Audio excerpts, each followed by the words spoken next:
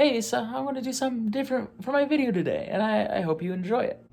So last quarter, I took a statistics class, and they wanted us to have some real-life data of our own to do stats on. And so I did it on some data about our videos. So the data I took is what video number it was, so what like letter number it was. You can see it's like 244 to 272. This was a while ago. This was, 4 months. And then for each video I recorded who made it. I put it into a few different categories, most of which being vlog, but then there's also like science stuff, like my pilot wave stuff, D&D stuff, which I think was just your one about Brooks's campaign, and then comedy stuff like Asa does stuff. And then for each of those, I took note of how many views they had, how long they were in minutes and seconds, which I think in the program, I converted these all to seconds. The watch time in minutes, because that's how detailed YouTube gets. There's no more data.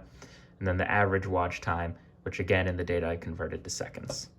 Creator videos, split evenly. We go back and forth every day. Topic of the videos, you can see that comedy and science have like three videos, I think. D&D had one, and then vlog had the overwhelming majority of them. Length of videos is a very interesting distribution. Note that our videos are a minimum of 120 seconds or 2 minutes, and a maximum of 30 seconds or 5 minutes. So it's kind of cool to see that there's definitely a peak where we make them just about as long as they need to be, and then they fall down, and then there's also a little peak, I assume, probably because this tail would keep shrinking, but because we have to then cram it into 5 minutes, you can think of that tiny tail all being scrunched up here.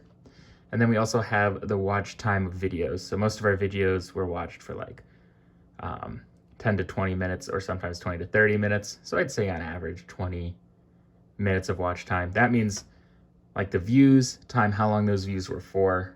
In aggregate, there's 20 human minutes spent watching one of our videos. Go to homework assignment number 2. This is these are box and whisker plots for all of our different categories.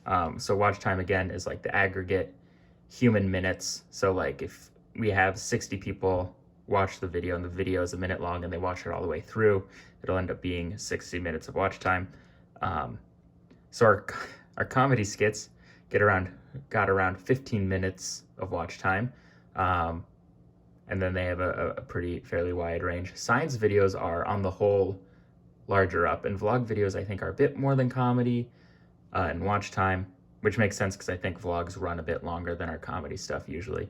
They have less than science videos, and they have a wider range. And then our one D&D video did very well, so we should probably make more D&D videos. QQ plot is boring, and I don't fully understand it. Basically, this says is that our video length is not a normal distribution, which again makes sense when you think about the graph we saw earlier where it went up, came down, and then peaked again at the end. All right, that one was boring. So for this problem, I wanted to see if I could find the expected watch time of a video based on how long the video it is. That is to say, given a video X second long, how many minutes will it be watched in total? And so this was our correlation, which is pretty good. Not really. The R value was 47.5. I think then the later ones ended up being much more about numbers. So here I set my Y value to be the length of a video, and my X value is the creator of the video, so either me or Asa.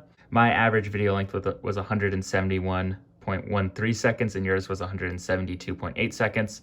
We are 95% certain that the difference in our average video length time is basically plus or minus 40 seconds.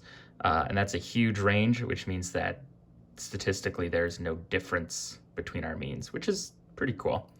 So anyway, so that's just looking over some stat stuff. Hopefully that's at least intriguing and interesting. I thought it was interesting as I did it. It was kind of cool that they made us use our own data, just because then it's like, oh, I do care a little bit about this, and like what I see is interesting.